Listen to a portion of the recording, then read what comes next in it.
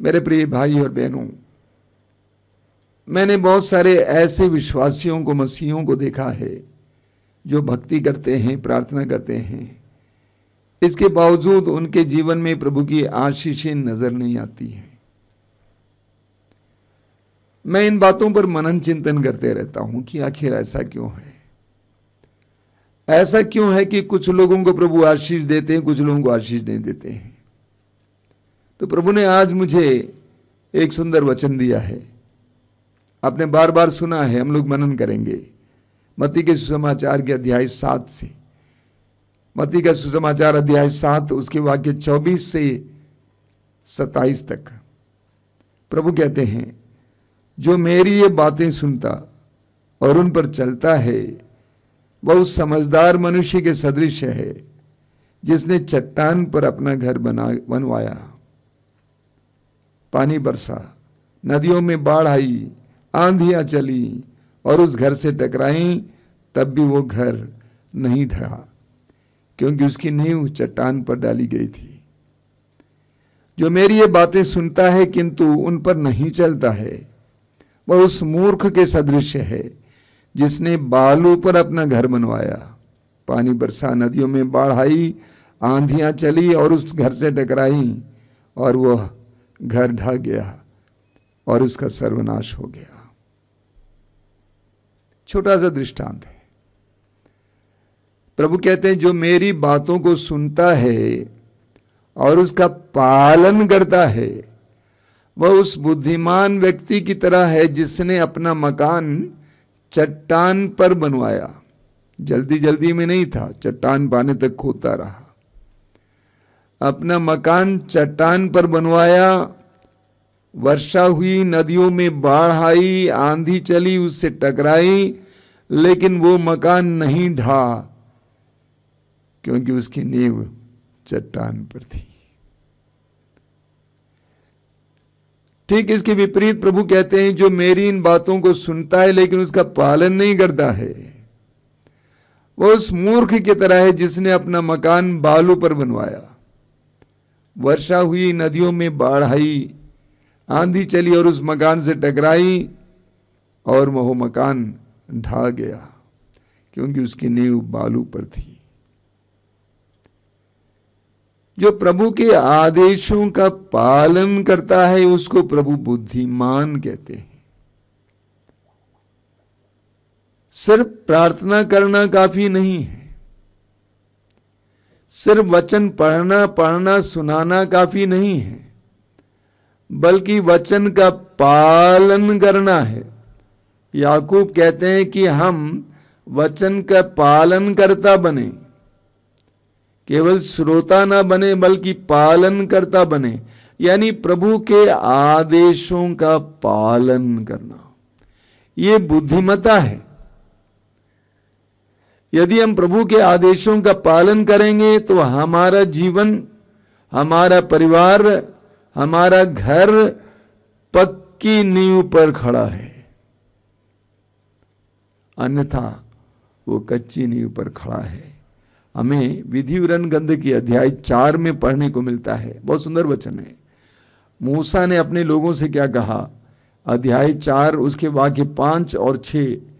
मूसा ने कहा, देखो मैं अपने प्रभु ईश्वर के आदेश के अनुसार तुम लोगों को नियमों तथा आदेशों की शिक्षा दे चुका हूं। तुम जो देश अपने अधिकार में करने जा रहे हो वहां उनके अनुसार आचरण करो, यानी वचन के अनुसार आचरण करो, उनका अक्षरशः पालन करो। अक्षरशः पालन करने का मतलब क्या है? एक एक अक्षर का पालन करना, पूरी तरह से पालन करना। अक्षरशः पालन करो और इस तरह तुम अन्य राष्ट्रों की दृष्टि में समझदार और बुद्धिमान समझे जाओगे। जब वे उन सब आदेशों की चर्चा सुनेंगे तो बोल उठेंगे, उस महान राष्ट्र के समान समझदार तथा बुद्धिमान और कोई राष्ट्र नहीं है। प्रभु के आदेशों का पालन करना बुद्धिमता है। प्रभु की शिक्षाओं के अनुसार जीवन जीना बुद्धिमता है। बुद्धिमान लोग प्रभु के आदेशों का पालन करेंगे। मैंने देखा बहुत सारे लोगों को जो बहुत भक्ति करते हैं, तीर्थ करते हैं, यहाँ जाते हैं वहाँ जाते हैं, भटकते हैं, चीजें चाहते हैं, मोमबत्ती जलाते हैं, अगरबत्ती जलाते हैं, लेकिन प्रभु के आदेशों का पालन नहीं करते हैं। मैं अपने ही यहाँ का उदाहरण दूंगा। एक गांव है, बहुत दूर है यहां से, और वहां से कई विश्वासी यहां पे आते हैं। दो बहनें एक ही गांव में रहती हैं, अलग अलग परिवार की बहनें, अलग अलग बिरादरी के भी हैं। वे दोनों लोगों की अगुवाई करते हैं, लेकिन दोनों एक दूसरे को क्षमा नहीं करते, दोनों के बीच में मेल मिलाप नहीं है। मैंने कई बार उनसे कहा कि बेटे मेल मिलाप करो, क्षमा मांगो, प्रेम से रहो। दोनों में मेल मिलाप नहीं है, दोनों प्रभु की आदेश का पालन नहीं करते। पेतरुस का पहला पत्र अध्याय 3 वाक्य 9 में पेतरुस कहते हैं, गाली के बदले गाली ना दें बल्कि आशीर्वाद दें, ताकि आपको आशीर्वाद मिले, विरासत के रूप में आपको आशीर्वाद मिले। लेकिन दोनों बहनें इस बात को मानने को तैयार नहीं है। बराबर आश्रम भी आती हैं, प्रार्थना भी चलाती हैं, प्रार्थना करती भी हैं, और दोनों परिवारों पर प्रभु की आशीष नहीं है। वे भक्ति करने को तैयार हैं, लेकिन प्रभु के आदेशों का पालन करने को तैयार नहीं है। मत्ती के सुसमाचार की अध्याय 5 उसके वाक्य 19 में प्रभु यीशु क्या कहते हैं? मत्ती का सुसमाचार अध्याय 5 वाक्य 19 में प्रभु कहते हैं, जो उन छोटी से छोटी आज्ञाओं में एक को भी भंग करता है और दूसरों को ऐसा करना सिखाता है, वह स्वर्ग राज्य में छोटा समझा जाएगा। और एक बात सुन लीजिए, जो उन छोटे से छोटी आज्ञाओं में, प्रभु के छोटे से छोटी आज्ञाओं में एक को भी भंग करता है और दूसरों को ऐसा करना सिखाता है, वो स्वर्ग राज्य में छोटा समझा जाएगा। जो उनका पालन करता है और उन्हें सिखाता है, वह स्वर्ग राज्य में बड़ा समझा जाएगा। प्रभु कहते हैं, प्रभु की दृष्टि में कौन छोटा है कौन बड़ा है? ईश्वर की दृष्टि में कौन छोटा है कौन बड़ा है? जो प्रभु के आदेशों का पालन करता है, वह ईश्वर की दृष्टि में बड़ा माना जाता है। छोटे से छोटी आज्ञाओं का भी जो पालन करता है, वो प्रभु की दृष्टि में बड़ा माना जाता है, और लेकिन पालन नहीं करता, वो प्रभु की दृष्टि में छोटा माना जाता है। मत्ती के सुसमाचार के अध्याय 7 उसके वाक्य 21 में प्रभु कहते हैं, मत्ती का सुसमाचार अध्याय 7 वाक्य 21 में बहुत सुंदर वचन है। प्रभु कहते हैं, जो लोग मुझे प्रभु प्रभु कहकर पुकारते हैं, उनमें सबके सब स्वर्ग राज में प्रवेश नहीं करेंगे। जो मेरे स्वर्गिक पिता की इच्छा पूरी करता है, वही स्वर्ग राज में प्रवेश करेगा। प्रभु कहते हैं, जो लोग मुझे प्रभु प्रभु कहकर पुकारते हैं, हजारों लाखों की संख्या में लोग प्रभु प्रभु कहकर पुकारते हैं, वे सबके सब ईश्वर के राज में प्रवेश नहीं करेंगे। लेकिन जो प्रभु कहते हैं, जो मेरे स्वर्गिक पिता की इच्छा पूरी करता है, वही स्वर्ग राज में प्रवेश करेगा। मत्ती के सुसमाचार के अध्याय 7 वाक्य 21। उसी अध्याय के वाक्य 7 में प्रभु ने कहा कि मांगो तुम्हें दिया जाएगा, ढूंढो तुम्हें मिल जाएगा, खटखटाओ तुम्हारे लिए खोला जाएगा। लेकिन वाक्य 21 में प्रभु कहते हैं, जो मेरे पिता की इच्छा पूरी करता है, वही स्वर्ग राज में प्रवेश करेगा। हम प्रभु यीशु का जीवन देखें। प्रभु यीशु का संपूर्ण जीवन ईश्वर की इच्छा की पूर्ति थी। उनका संपूर्ण जीवन ईश्वर की इच्छा की पूर्ति थी। अपने सुसमाचार की घोषणा का कार्य शुरू करने से पहले प्रभु ने 40 दिन और 40 रात उपवास और प्रार्थना की, अपने पिता से जानने के लिए कि पिता की क्या इच्छा है, मैं कहां जाऊं, क्या करूं, क्या कहूं, कैसे कहूं, किसको साथ दूं, किसके साथ रहूं। पिता की इच्छा पूरी करने के लिए, प्रभु यीशु को जानने के लिए प्रभु यीशु ने 40 दिन और 40 रात उपवास और प्रार्थना की। यूहन्ना के समाचार के अध्याय 4 वाक्य 34 में पढ़िए, वहां पर लिखा हुआ प्रभु यीशु अपने शिष्यों से कहते हैं कि अपने पिता की इच्छा पूरी करना उनका भोजन है। ईश्वर की इच्छा पूरी करना उनका भोजन है। भोजन से हमें क्या मिलता है? जीवन मिलता है। हम भोजन इसीलिए करते हैं, इसीलिए खाते हैं ताकि हमें जीवन मिले।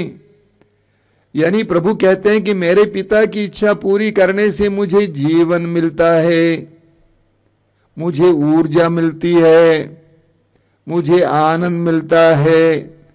और हर विश्वासी और मसीही से भी यही मैं कहना चाहता हूं। प्रभु के आदेशों का पालन करने के से, प्रभु की इच्छा पूरी करने से हमें जीवन मिलता है। प्रभु कहते हैं क्षमा करो, और क्षमा करना आसान नहीं है, बहुत कठिन होता है। लेकिन जिस समय आप प्रभु के उस आदेश का पालन करेंगे, आपको प्रभु से आशीष मिलेगी, कृपा मिलेगी, ऊर्जा मिलेगी, जीवन मिलेगा। इसी तरह एक एक शिक्षा जो प्रभु की है उसका पालन करने से हमें जीवन मिलेगा। देखिए निर्गमन ग्रंथ के अध्याय 20 वाक्य 6 में प्रभु क्या कहते हैं?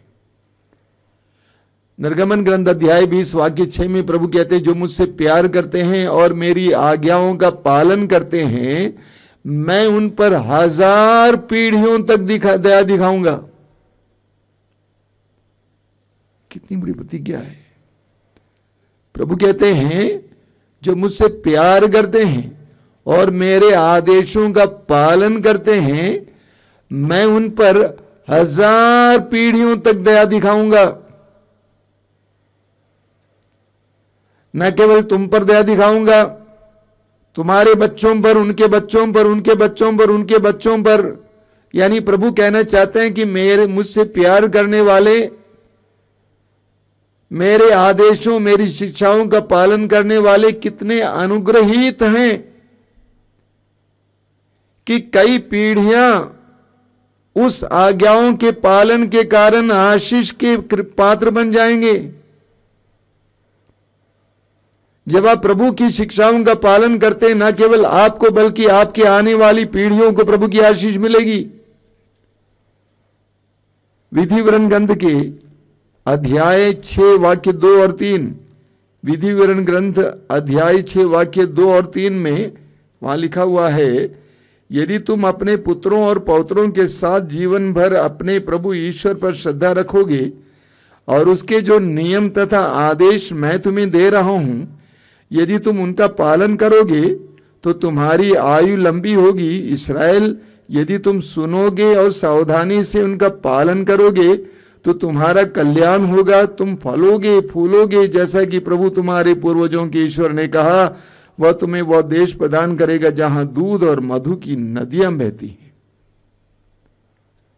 अगर तुम और तुम्हारे बच्चे प्रभु के आदेश का पालन करोगे तो तुम फलोगे फूलोगे, तुम्हारे जीवन में तरक्की होगी, प्रभु की आशीष देखने को मिलेगी। पुराने विधान से हमें सबसे सुंदर उदाहरण मिलता है इब्राहिम का उदाहरण। उत्पत्ति ग्रंथ अध्याय 22 में हम पढ़ते हैं, ईश्वर ने इब्राहिम से कहा, 100 साल की उम्र में इब्राहिम को जो संतान मिली थी इसहाक, ईश्वर ने इब्राहिम से कहा कि इब्राहिम अपने इकलौते पुत्र, एकमात्र पुत्र इसहाक, जिसको तुम बहुत प्यार करते हो, मोरिया प्रदेश ले आओ और जो पहाड़ी मैं तुम्हें दिखाऊंगा उस पर बलि चढ़ाओ। और इब्राहिम ने अपने को उसके लिए तैयार किया। इब्राहिम को बहुत बड़ा रिस्क लेना पड़ा। इब्राहिम ने अपनी पत्नी से नहीं कहा होता तो बच्चे को थोड़ी जाने देती, अपने नौकरों से नहीं कहा, बच्चे से नहीं कहा, किसी से नहीं कहा। इब्राहिम अकेले अपने पुत्र को लेकर नौकरों के साथ चला जाता है। अंत में वेदी बनाकर इब्राहिम अपने बच्चे को बांध देता है और बलि चढ़ाने के लिए अपना छुरा उठा लेता है, तब आवाज आती है, वाक्य 16 को आप पढ़िएगा। प्रभु ने कहा कि तुमने अपने एकमात्र पुत्र को भी मुझे देने से इनकार नहीं किया, इसलिए मैं तुम पर आशीष बरसाता रहूंगा। प्रभु कहते हैं मैं शपथ खाकर कहता हूं, तुमने अक्षरशः मेरी आज्ञा का पालन किया, इसलिए मैं तुम पर आशीष बरसाता रहूंगा। ये पवित्र वचन, प्रभु की आज्ञाएं, ये हमारे लिए आशीर्वाद का स्रोत है। ये तभी हमें आशीर्वाद के लिए माध्यम बनेंगे, हमारे लिए आशीर्वाद के लिए माध्यम बनेंगे जब हम इनका पालन करेंगे। बहुत सारे भाई बहन वचन सुनाते हैं, सुनते हैं, सुनाते हैं, बहुत अच्छी बात है, लेकिन मैं ये भी पूछता हूं, भाई कौन पालन करेगा?